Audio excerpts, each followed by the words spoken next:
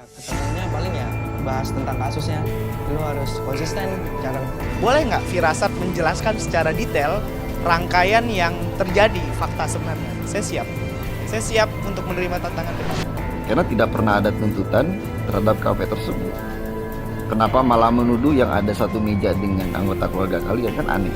Kelemahan seperti itu kan wajar saja dimaksimalkan oleh tim lawyer pada waktu itu untuk menguji supaya kita bisa mendapatkan kebenaran material sehingga hakim yakin ya dan dia memutuskan. Tapi pertanyaannya apakah semua ini menjadi ada kebenaran, ada keadilan dan ada kemanfaatan bagi kita semua?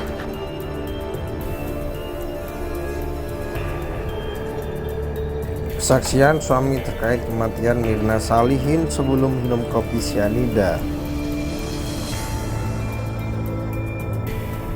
Saya mendapat informasi dari seorang penasehat hukum saya bernama Hidayat Bostam. Ada satu orang bernama Amir Papatila SH mengaku pernah melihat Arif memberikan bungkusan kantong plastik hitam kepada Rangga di parkiran Sarinah sehari sebelum.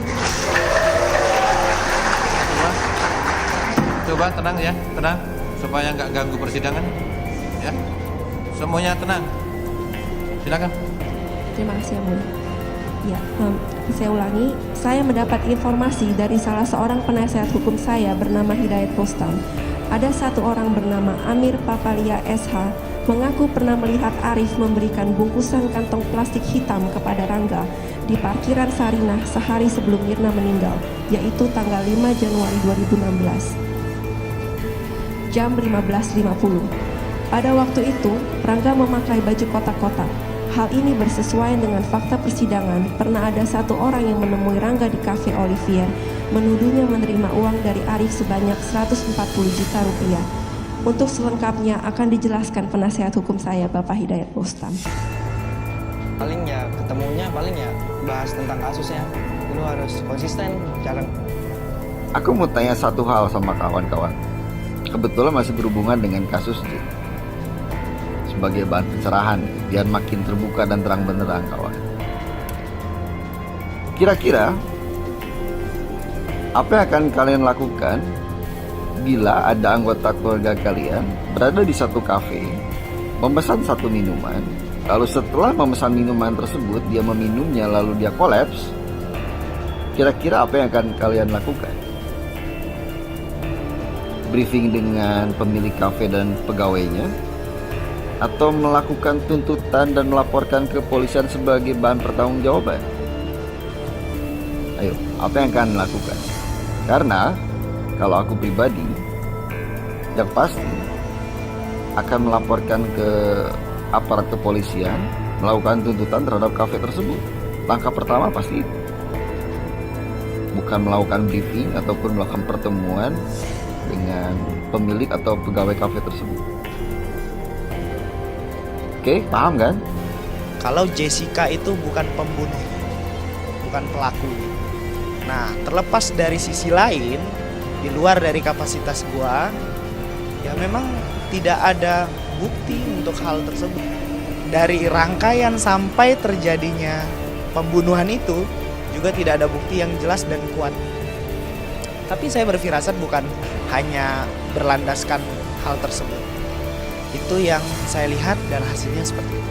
Kenapa sampai akun IG saya dihilangkan? Saya berbicara sesuai fakta, sesuai firasat saya, dan beberapa rangkaian yang semestinya yang harus dilakukan oleh pihak berwenang saat itu, tapi saya lihat tidak ada dilakukan.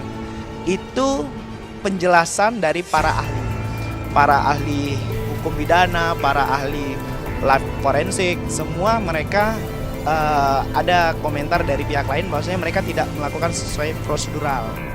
Aneh rasanya di saat ada anggota keluarga kalian kolaps di satu kafe, tapi malah briefing. Bukan menuntut gitu. Karena biasanya nalurinya akan menuntut kafenya tersebut berikut dengan barista, manajer dan lain-lain. Karena tidak pernah ada tuntutan terhadap kafe tersebut. Kenapa malah menuduh yang ada satu meja dengan anggota keluarga kalian? Kan aneh. Justru pelaporan itu harusnya menuntut kafe dulu.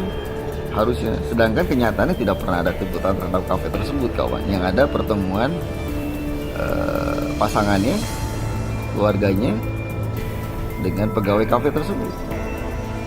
Ada yang janggal nggak? Masa iya kalian tidak merasa janggal? Justru itu membuat kita melihat ini tidak terang benderang. Misalnya Andro ngomong CCTV, tidak terlihat dia memasukkan barangnya kapan Jessica itu. Sangat tidak terlihat. Sampai sekarang bisa dicek itu, bisa dicek dan bisa dilihat bagaimana. Gitu. Nah, jadi ini juga masalah-masalah teknis dan juga misalnya ada kesalahan pada waktu itu otopsi kecil atau otopsi yang tidak, yang hanya sebagian saja, ya sebagian saja gitu ya. Itu juga soal bagian lambung saja. Iya, soal teknis yang seperti ini kan menjadi bahan yang penting pada waktu itu diuji di peradilan dalam rangka mencari kebenaran material dan menjadi pertimbangan sehingga hakim yakin, ya, kemudian dia merasa memutuskan pasal 340 kepada Jessica dengan hukuman 20 tahun. Tapi kan sebenarnya polisi sudah mendorong pihak keluarga untuk otopsi menyeluruh. Tapi pihak keluarga, orang tua dari almarhumah Mirna Salihin tidak mau sama sekali karena takut hancur bagian tubuhnya. Jadi hanya sampel bagian lambung, Bang Johnson. Ya justru itu yang jadi masalah. Kelemahan seperti itu kan wajar saja dimaksimalkan oleh tim lawyer pada waktu itu untuk menguji supaya kita bisa mendapatkan kebenaran material sehingga hakim yakin, ya, dan dia memutuskan. Tapi pertanyaannya, apakah semua ini menjadi ada kebenaran, ada keadilan, dan ada kemanfaatan bagi kita semua? Kan tidak ada bukti kuat di sana menjelaskan bahwa dia pelakunya. Ya, saya tidak membahas di luar dari kapasitas saya karena itu bukan ranah saya. Tapi yang jelas, apapun itu hasilnya harus melewati rangkaian sesuai aturan hukum yang berlaku. Gitu ya, sah-sah aja, itu kan anggapan banyak orang. Saya juga punya firasat, jadi saya membuat statement. Tapi kalau ditanya, boleh nggak firasat menjelaskan secara detail rangkaian yang terjadi, fakta sebenarnya? Saya siap. Saya siap untuk menerima tantangan. Arif Sumarko, suami Mirna Salihin, turut jadi sorotan publik terkait peristiwa yang merenggut nyawa istrinya diduga akibat kopi sianida. Dalam persidangan dengan terdakwa Jessica Wongso, pengacara Otto Hasibuan mengajukan sejumlah pertanyaan kepada Arif. Pertanyaan itu berfokus pada aktivitas yang dilakukan Arif dan Mirna sebelum sang istri pergi ke Oliver Cafe. Pertanyaan Otto ini sempat menimbulkan kebingungan, bahkan jaksa mempertanyakan relevansi pertanyaan itu dengan kasus yang sedang berjalan. Seperti apa kesaksian suami Mirna Salihin? Simak selengkapnya dalam video ini di atas. Meski ia menyebut bahwa orang-orang terdekat Mirna saat ini sebenarnya sudah mulai move juga dari peristiwa itu. Sebenarnya gara-gara peluncuran dokumenter ini jadi agak ke-trigger lagi. Lagi membuka luka lama, sesuatu yang mungkin kita udah move on. Bahkan struggle untuk move on juga dari teman-teman keluarga Brother Steve. Bahkan dikatakan Steve pada film dokumenter itu belum semuanya dijabarkan. Pembuatan film ini juga gak terlalu fair. Saksi yang dihadirkan dan keterangan yang missing. Contohnya celana jeans dibuang. CCTV yang lebih menggambarkan kejanggalan Jessica saat menyusun shopping bag bebernya. Juga tidak disertakan wawancara dari suami Mirna. Temannya Hani juga nggak diwawancarai, suaminya nggak diwawancarai, jadi ini sangat tidak menggambarkan gambaran yang seutuhnya, ungkap dia. Namun ia pun membiarkan opini liar di publik soal film dokumenter tersebut, mengikhlaskan saja apa yang terjadi. Oh, Mirna juga nggak akan kembali lagi, terserah orang mau bahas gimana juga, bebas opini, aku milih no comment aja.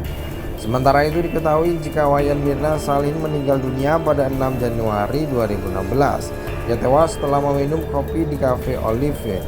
Saat itu Mirna sedang bertemu dengan Jessica Wongso dan sahabatnya Hani Bung Juwita.